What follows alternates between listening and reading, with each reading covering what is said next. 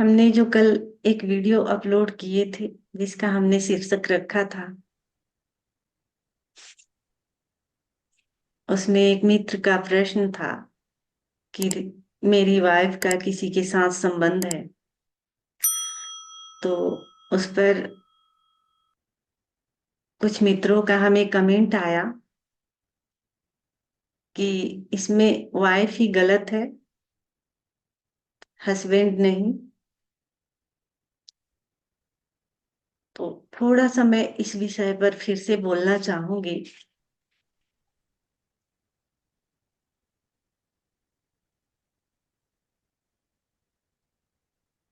जैसे कि हमने उस दिन कहा कि ये बहुत ही संवेदनशील विषय है। हस्बैंड वाइफ का जो मैटर है बहुत ही संवेदनशील है। और उस दिन हमने एक पहलू पर बात किए थे। अगर इस विषय पर बोला जाए तो 4-5 दिन लग जाएंगे हमें बोलने में और इस विषय को समझाने में। बहुत ही गहरा मैटर है ये, और जितना ही बोला जाए इस विषय पर बहुत ही कम होगा। तो उस दिन हमने सिर्फ एक पहलू पर बात किए थे। बहुत सारा इसका पहलू है, बहुत सारा। जैसा कि अभी हमने कहा, अगर हर पहलू पर बात किया जाए तो 4-5 दिन लग जाएंगे आराम से इस पर बोलने में। उतना हमारे पास टाइम नहीं होता। थोड़ा सा इस पर और चर्चा करूंगी। जैसा कि बहुत सारे लोगों का क्वेश्चन भी होता है कि अभी पूरब पश्चिम बनते जा रहा है और पश्चिम पूरब बनते जा रहा है, इस पर मेरा क्या विचार है। ऐसे भी क्वेश्चन आते हैं हमारे पास। तो देखा जाए तो मैंने जो एक पहलू पर बात किए है वो भी सच्चाई है। दूसरा पहलू ये भी है, शिक्षा। जो छोटे बच्चों को हम शिक्षा देते हैं वो शिक्षा घर से स्टार्ट होती है। घर से ही जो बच्चे माँ बाप को जैसा देखते हैं वैसा वो सीखने लगते हैं, और वहीं से शुरुआत होती है उनके जीवन की कहानी। जैसा कि हमने कुछ दिन पहले ओशो का प्रवचन सुनाए थे, जिसमें ओशो आश्रमों के बारे में बता रहे हैं कि जो बूढ़े व्यक्ति है उनको आश्रमों में चले जाना चाहिए, और जो छोटे बच्चे हैं उसको भी आश्रमों में रख देना चाहिए, इसलिए कि उन्हें वहां शिक्षा, अच्छी शिक्षा मिल सके। जो बुजुर्ग व्यक्ति है वो गुरु का काम करते हैं, करेंगे। और जो बच्चे हैं, यानी उगता हुआ सूरज और डूबते हुए सूरज का मिलना। अभी जो स्थिति चल रही है, अक्सर बड़े बुजुर्ग जो है अलग रहते हैं, और जो फैमिली होता है घर में जो माँ बाप है बच्चों को लेकर के अलग रहते हैं। तो यहीं से शुरुआत होती है जीवन की। ओशो बोल रहे हैं कि उगते हुए सूरज और डूबते हुए सूरज को मिलाना चाहिए हमें। क्योंकि जो बड़े बुजुर्ग होते हैं, माता पिता, जो घर में दादा दादी होते हैं, बच्चे जब दादा दादी के पास समय बिताते हैं, यानी उगते हुए सूरज और डूबते हुए सूरज का मिलना। जब दादा दादी के पास जब बच्चे घुल मिलते हैं, घुलते मिलते हैं, समय बिताते हैं, तो दादा दादी उन बच्चों में अपना पूरा जीवन का जो अनुभव होता है उड़ेल देते हैं कहानियों के माध्यम से। जैसे बच्चा समझना चाहता है वैसे वो बच्चे को शिक्षा देते हैं।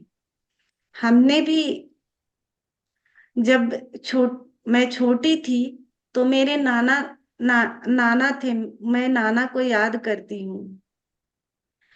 मामा घर जाती थी, जितने बुजुर्ग होते थे सभी लोग बाहर रात में चारपाई पर लेटे होते और हमें कहानियां सुनाते। और कहानियां सुनते सुनते हम सो जाते, कहानियों में हम डूब जाते। वो सारी शिक्षाएं जो कहानियों में अपनी जो होता है भीतर का अनुभव, वो कहानियों के माध्यम से हमें बता देते, अपना पूरा अनुभव हमें दे देते कि जिंदगी ऐसा है, जिंदगी को ऐसे जीना चाहिए।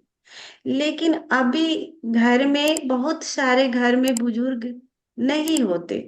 अगर है भी तो बुजुर्ग अलग होते हैं और माता पिता अलग होते हैं,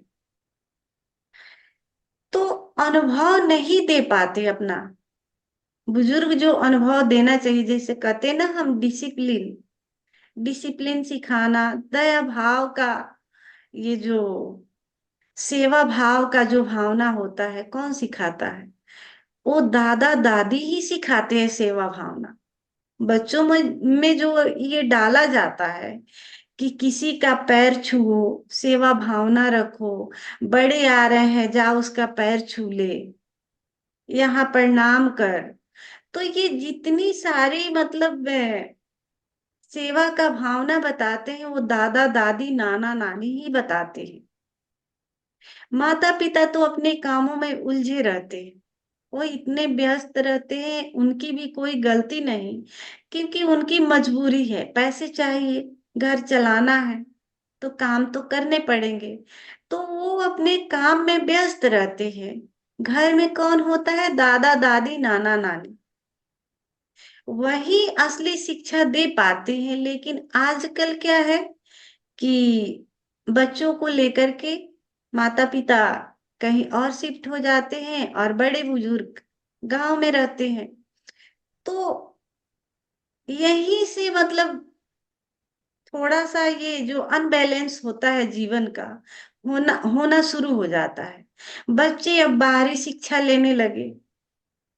जो माता पिता दादा दादी नाना नानी जो अनुभव देते थे बच्चों को, वो देना बंद हो गया और बाहरी शिक्षा मात्र बच्चे शुरू से ही ग्रहण करने लगे। अब यहाँ आध्यात्मिक शिक्षा भी बच्चों को नहीं दी जा रही कि आध्यात्मिक गुरुकुल हो जहाँ की वैसे आध्यात्मिक सदगुरु हो जो बच्चों को शिक्षा दे पाए, वहां नहीं दी जाती। बस बाहरी शिक्षाएं दी जाती है कि कैसे पैसे कमाना है, तुम अपनी इच्छाओं को कैसे पूरा कर सकते हो, कैसे अमीर बन सकते हो, कैसे लोगों से आ, मतलब पैसे ले सकते हो। ये सारी बाहरी शिक्षाएं दी जाती है, लेकिन इसमें प्रेम नहीं होता। जो सेवा भाव दादा दादी सिखाते हैं, नाना नानी सिखाते हैं, वो सेवा भाव नहीं होता, जिसके वजह से ये सारी गलतफहमियां बाद में चल करके आती है। क्योंकि जब नाना नानी दादा दादी होते हैं तो बहुत सारी चीजें बच्चों को दे करके जाते हैं। वो बच्चे पर बोझ भी नहीं डालते और कहानियों के माध्यम से बहुत सारी चीजें दे जाते हैं। ये अभी लोगों के अनुभव में नहीं है, ये होने चाहिए। अपने बच्चे को का जो परवरिश हम करते हैं, ज्यादातर टाइम दादा दादी के भी पास भेजने चाहिए बच्चों को बिताने के लिए, ताकि वो अपना पूरा जीवन का अनुभव उसे दे सके। लेकिन ये भी बंद हो चुका है। इसके वजह से भी बहुत सारी चीजें आती है हमारे जीवन में, और लड़कियां लड़के अक्सर गलत रास्ते पकड़ लेते हैं, क्योंकि उनको अनुभव ही नहीं है, बताने वाला कोई है ही नहीं। माँ बाप अपना व्यस्त रहते हैं, और अगर खाली भी रहते हैं तो अपने ही दुनिया में मस्त रहते हैं। क्यों? क्योंकि उनको अभी समझ ही नहीं है। बुढ़ापा आएगा तो तब समझ आएगी, तब तक टाइम बीत गया रहेगा। बच्चों को क्या देंगे? वो दादा दादी ही देते हैं, नाना नानी ही देते हैं, दूसरा कोई नहीं दे सकता। तो बहुत सा बच्चों को बिगड़ने का भी कारण ये भी एक है बहुत सारा पहलू है, चर्चा करने में बहुत टाइम लगेंगे। जैसे कि आजकल की जो लड़कियां हैं, अब दादा दादी है नहीं शिक्षा देने वाले, नाना नानी है नहीं, छोटे कपड़े लगाएंगी, बहुत छोटे। आजकल तो पश, मतलब पूरब में पश्चिम का पूरा नकल किया जा रहा है। तो एकदम से छोटे कपड़े लगाएंगी, गाना पर ऐसे ऐसे भलगर गाना पर डांस करेंगी, और मतलब देखने में भी मतलब अभद्र लगता है। उनको समझ नहीं होता कि हम क्या कर रहे हैं, नहीं कर रहे हैं। ये भी एक अति से दूसरा अति हो गया। मतलब इस अति से हम दूसरे अति पर चले गए।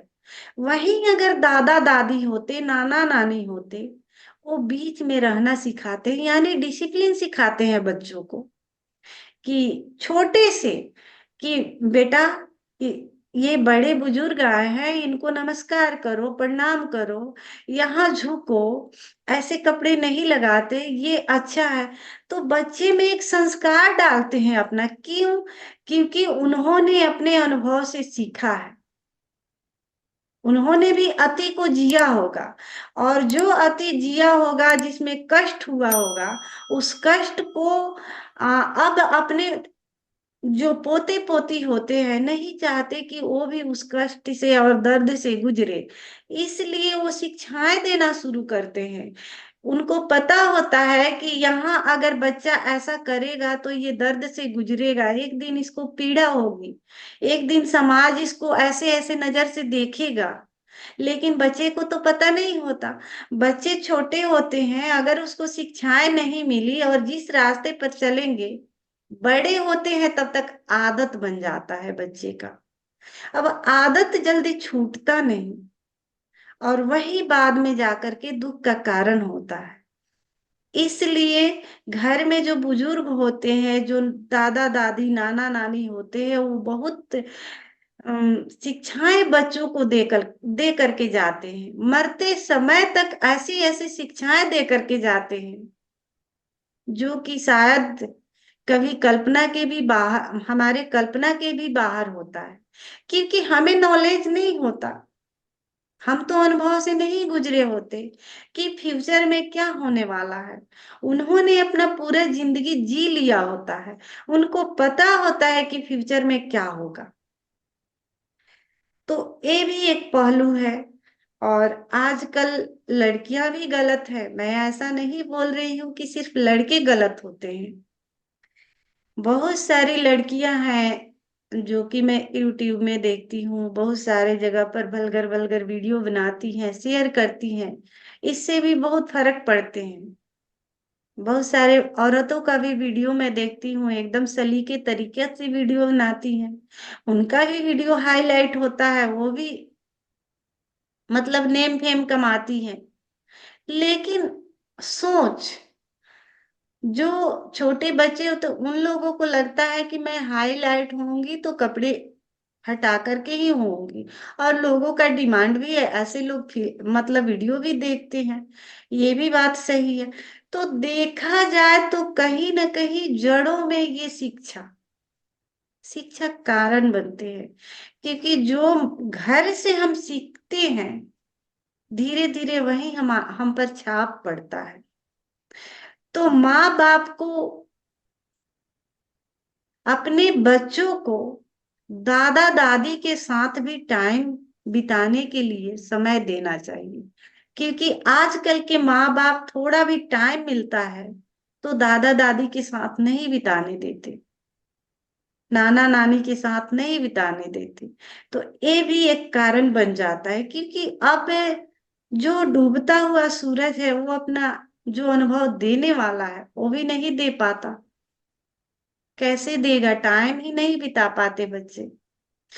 तो जो हम संस्कार बच्चों में डालते हैं, बड़े होकर वही आदत बन जाता है।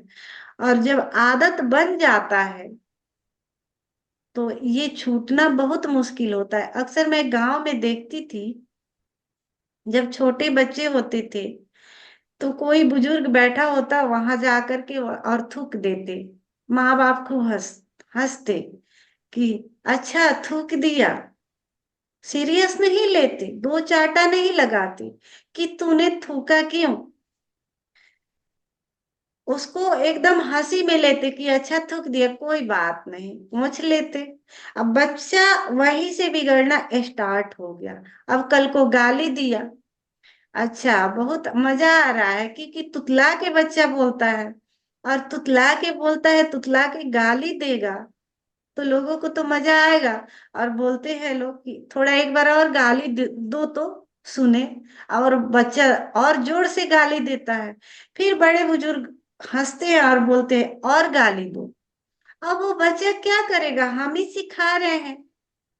अब वो बच्चा गाली देते देते उसकी आदत बन जाती है। मैंने खुद अपनी आंखों से ये सारी घटनाएं घटते हुए देखी हैं कि थूक दिया कोई बात नहीं, गाली दे रहा है और गाली दो।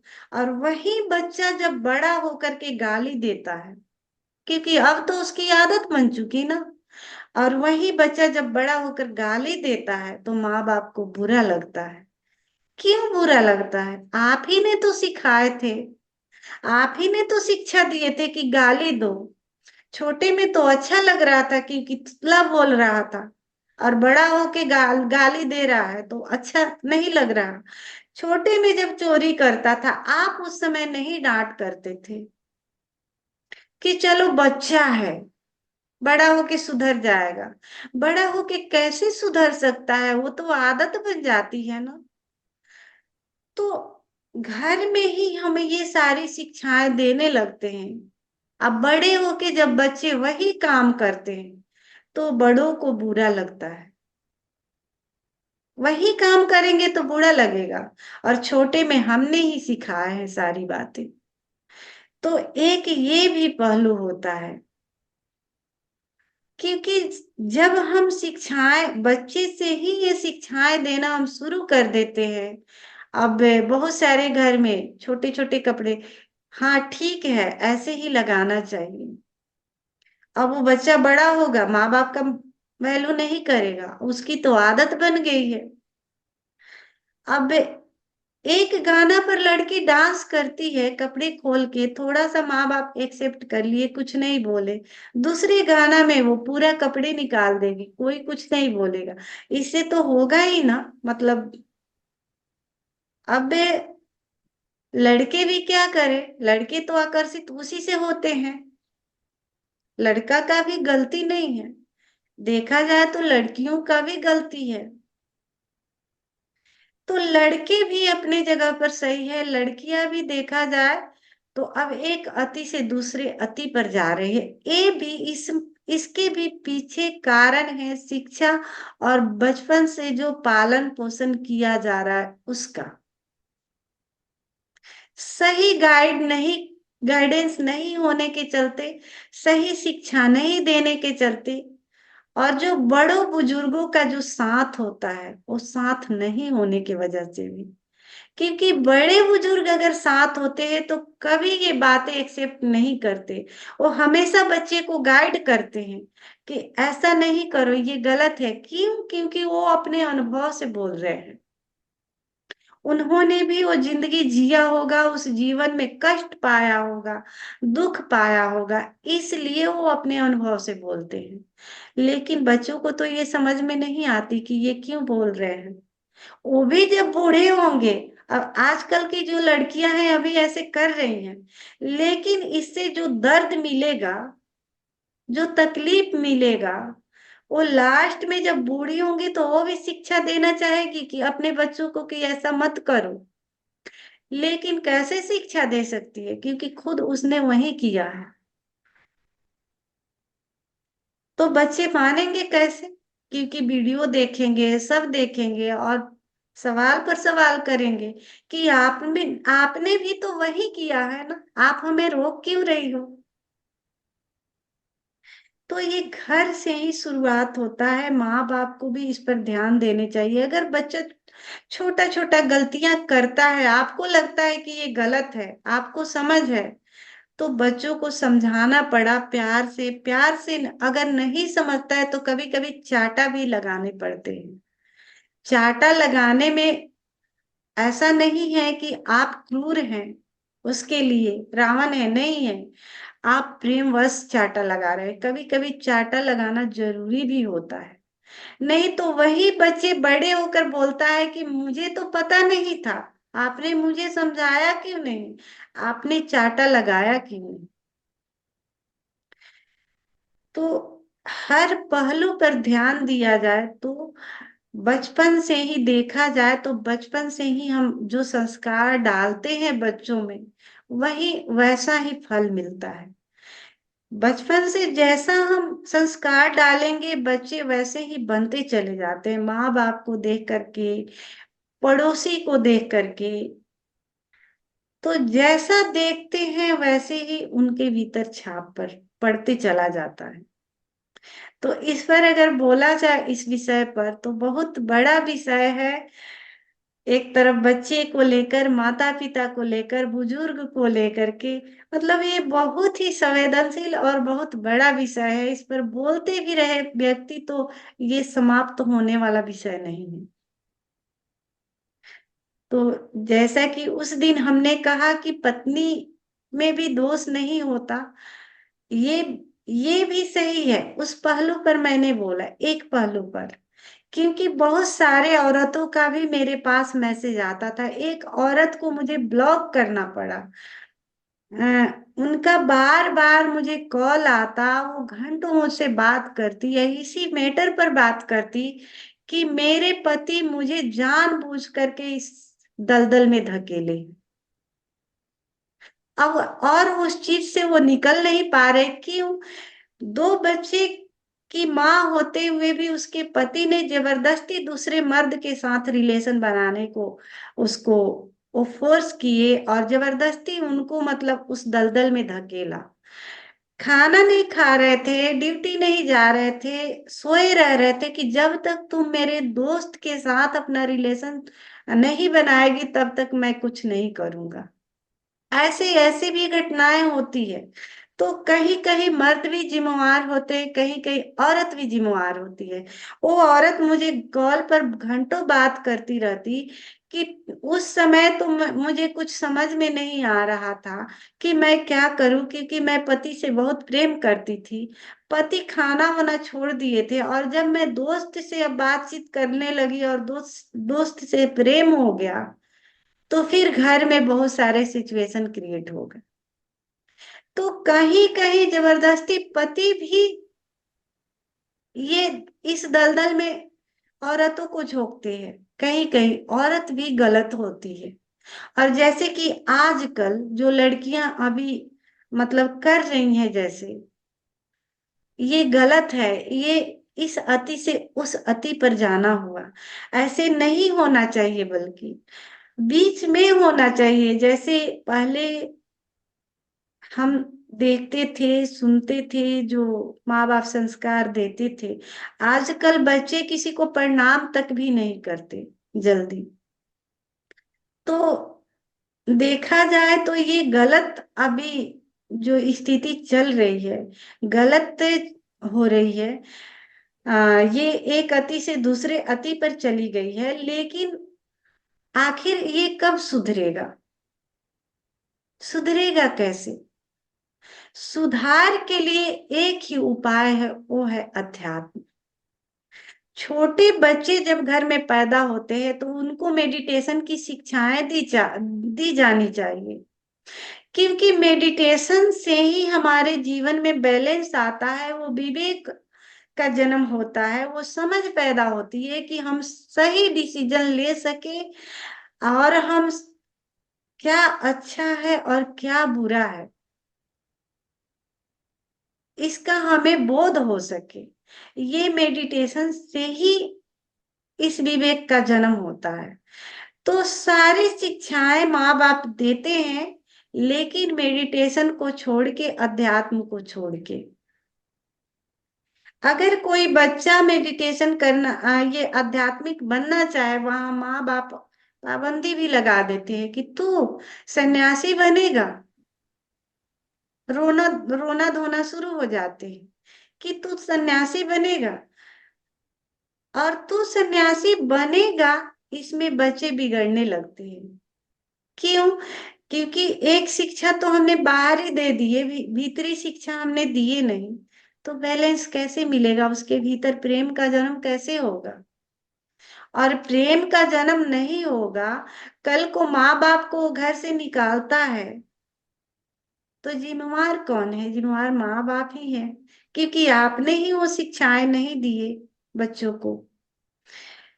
तो जब तक बच्चों को आध्यात्मिक शिक्षा नहीं दी जाती, तब तक एक अति से दूसरा अति चलते रहेगा, अनबैलेंस होते रहेगा जीवन में।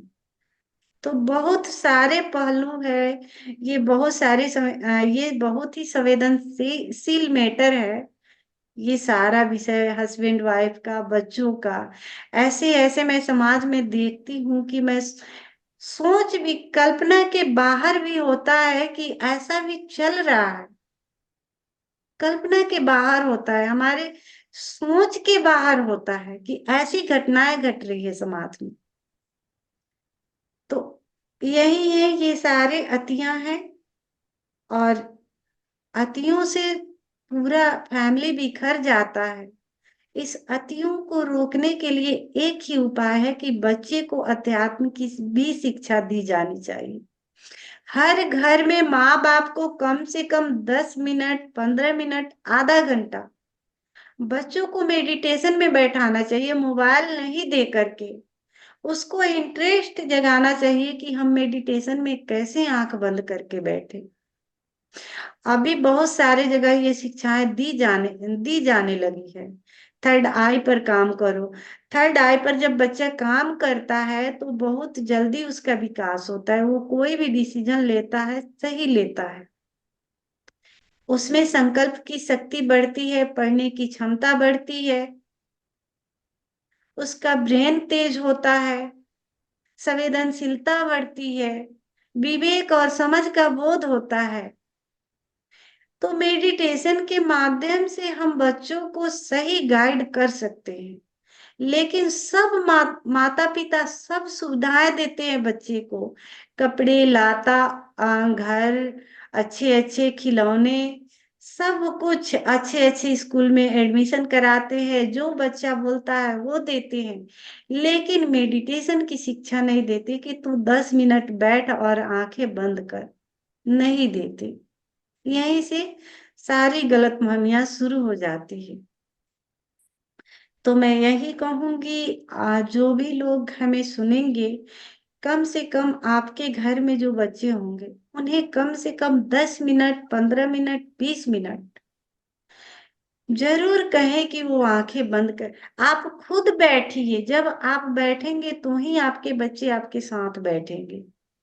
आप बच्चों को बोलेंगे कि स्वयं बैठो तो नहीं बैठ सकते, आप स्वयं बैठिए और बच्चे को अपने साथ बैठाइए, तो ही जीवन में बैलेंस मिल पाता है, नहीं तो नहीं मिलता। एक अति से दूसरे अति पर दुनिया भागते रहेगी। तो आइए इसी भावदशा के साथ हम इस ध्यान में प्रवेश करते हैं।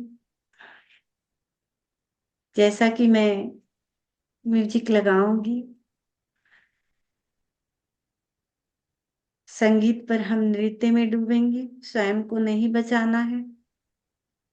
जैसे जैसे शरीर हमारा मूव करना चाहे वैसे वैसे हम सहयोग देंगे, और प्रेम से भरे हुए, भाव से भरे हुए हमें इस नृत्य में डूबना है। फिर ओशो की अमृत वाणी से हम इस ध्यान में प्रवेश करेंगे।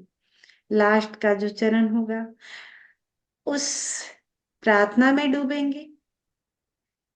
प्रेम से भरे हुए, भाव से भरे हुए हमें प्रार्थना में डूबना है कि मुझे तूने दाता बहुत कुछ दिया है, तेरा शुक्रिया है, तेरा शुक्रिया है।